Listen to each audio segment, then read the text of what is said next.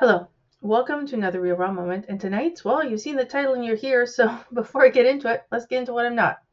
I'm not a doctor, lawyer, therapist, or any other accredited body that could be used in your case. I'm simply a two-time alienated parent. I have been in and out of the court system and in the legal system for over a decade. And I believe that if I'm thinking it, hearing about it, wondering about it, I'm not the only one. So I'm going to talk about it. As the unit says, this is for informational and or educational purposes only. And as I'm going to say, I welcome comments of all kinds. They do not need to be in agreement with me. And in fact, I encourage a healthy debate and discourse. What I discourage and ask is that you do not tear down other people who do not agree with you. It just simply won't be tolerated. All right, let's get into it. Titles. As I said in my post, it needs to be about moms and dads and moms, not about she, him, they, them, or anything that strips that title away. So let's talk about getting that title in the first place. In my case, I had the privilege of being pregnant, and I do view it as a privilege, and carrying two babies to term. With my first child, my first son, I became mom. Now, there was never a debate about that any more than my husband becoming dad. And in fact, as soon as you're pregnant and you start to tell people, they start to call you, oh, mom, oh, dad. Like these are privileged titles that we cling to, that we earned in some way. And that can be through the foster system. That can be through adoption. I'm adopted myself. That can be through guardianship somehow. It doesn't matter how it came to be. If you get the privilege of having that title, man, it's a thing. Just think for a second. Let's all just take a moment, set aside our anger, our angst, the stuff we're going to talk about in a second, and think about the excitement when you found out you were going to be mom or dad. Now, this can apply to grandparents too. This can apply to aunts and uncles. Like, look at all these really cool titles that we get to have, and not everybody gets to have, by the way. That's the other side of my point here. And yet we do. So here we are, moms and dads, right? When I knew I was going to become a mom and I shared it with dad, I was over the moon. I couldn't imagine ever calling him something else. And other than calling him my co-parent, I have not. Stay with me here. There's a reason here. I'm talking about this for a reason. It's a topic that just keeps speaking to me every time I'm reading posts, and certainly when I get comments, and I do get a lot of gender comments on my posts. I want to tackle this because it's not talked about, and I think it needs to be. We have a child, children. We become mom or dad. Dad or mom. Papa, papi, mama, mommy. I could go on. Again, I'm trying to lighten the mood here a little bit, and also kind of point out, it really actually is like, don't comment below and trip below and say I did not give the right name for this parental unit. And I'm also addressing, it could be mom and mom, dad and dad. Okay? We're going to move on from this. I just want to be very explicit. This video is actually about inclusion, not exclusion. And I want to make sure that I'm covering the bases, so to speak. So here's where I want to go with this. I still cherish those days. I still cherish the days that I got to become mom, first time and a second time. I would like to think that my co-parent cherishes the days he got to become dad and dad. I've never felt like I ever stopped being mom. And I don't think if my co-parent ex-partner were here, I don't think he would say he ever stopped being dad. And yet, what's going on right now is this determination to tear down the other party. Mom to tear dad down, dad to tear mom down. People saying they don't deserve that title of mom or dad. That's alarming to me. Now, I can't say whether my ex-partner, co-parent, has ever said that about me. I've done my best to not say that about him. Yeah, I've gotten angry. I've had some thoughts in my mind, and that's okay. That's part of life, and that's part of being human. I would like to think I would never say in public, and to this day I have not, that he does not deserve to be a dad. To me, that is a bridge too far. Because who am I to say that? Truly, who am I to say that? Stay with me here. If you're chirping already, you're welcome to chirp below. I know this video is going to garner comments, gender comments, and that's okay. Again, I do these videos to get comments that start a conversation about what I'm talking about, and that's okay. I stand by what I say. Who am I to decide that my co-parent, the 50% in this 100% equation, does not deserve to be called, in my case, dad? See, here's what happens, in my opinion, and in my experience. When we decide that somebody does not deserve to be called something, it's not as simple as, in my mind, I will call him by his first name. I will never call him dad again. But I don't believe he deserves to be a dad. That you can't contain that energy. It will filter down into everything you do. If you have contact with your children still, if you're in a period pre-alienation,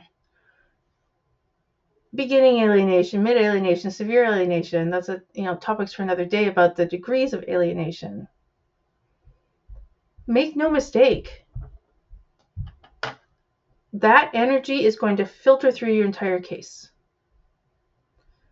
When you start to tell yourself that that person doesn't deserve that role, that brings a whole different element of bitterness, judgment. I don't even know what else to call it. I'm sure I could call it many things, and right below, you can tell me what you think to call it.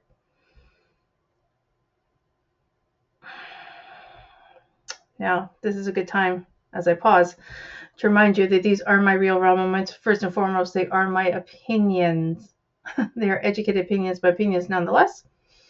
And keep that in mind. They're not de facto. I may not have done a lot right as a mother, but I didn't do a lot wrong. So let me preface that, or let me just kind of tease that out a little bit. I did more right than wrong. And I deserve the title of mom. I deserve the title, the contract title that I entered into, just as much as I deserve to be called wife. My now ex-husband deserved to be called husband. Now we contractually ended those titles, right? I'm no longer a wife. He's no longer my husband. Right, okay, so we don't use those terms anymore. He would never say to me, hey, wife, and I would never say, hey, husband, because we're not anymore, right?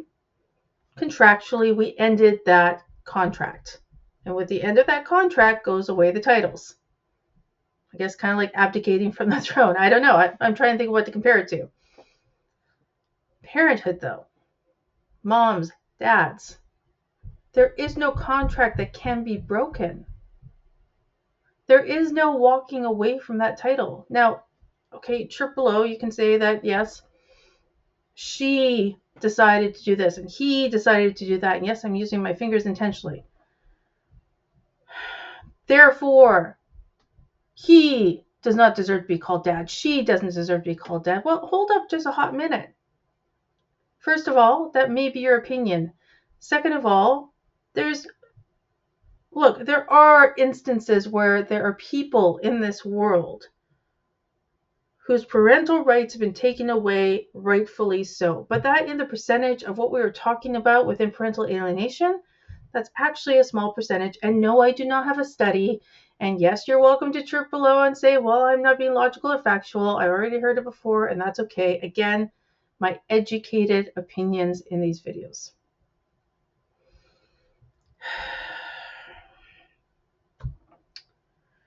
When we start to decide what people can and cannot be called, he doesn't deserve to be called dad, therefore I won't. I will call him, I'll call him idiot, I'll call him gross. She doesn't deserve the term mom. I'll call her a bitch, I'll call her a gold digger, I'll call her a whore. Yeah, I'm not going to miss my words here. And look, I've been called all those things, by the way. So I come by this conversation rightfully. It's not for you to decide. Bottom line. And here's the thing. When you have a child together, whether you adopt a child together, you foster and adopt, you end up having guardianship, or you get to be pregnant and have a child, that's a contract that's entered together that cannot be broken. Those titles can never be taken away from you. And for all of our alienated persons out there, including myself, I haven't talked to my son. This is the second time around. I haven't talked to or seen my son in 3 years. Does that mean I'm not a mom? No. Does that mean I'm going to hang up my hat and say I'm not a mom? Absolutely not.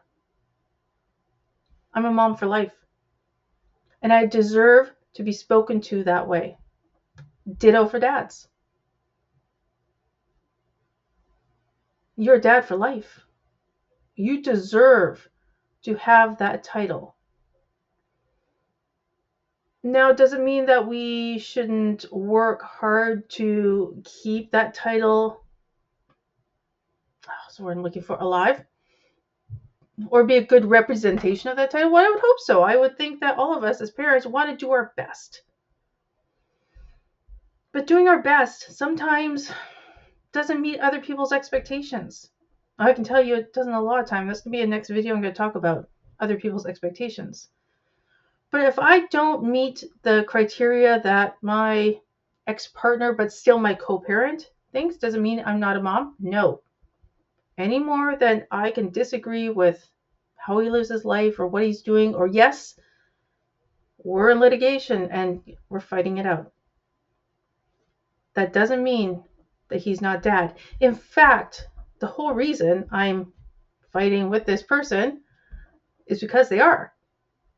It would be easier if this person kind of just, the contract was ended and they became a business entity that I no longer have to deal with.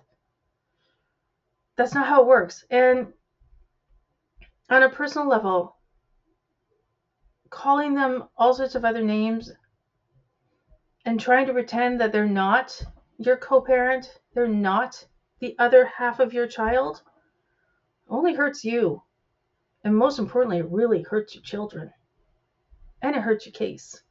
And you're hurting your children through your case by doing that. I do believe that a lot of nastiness, now not all, and every case is different, so keep everything in perspective here.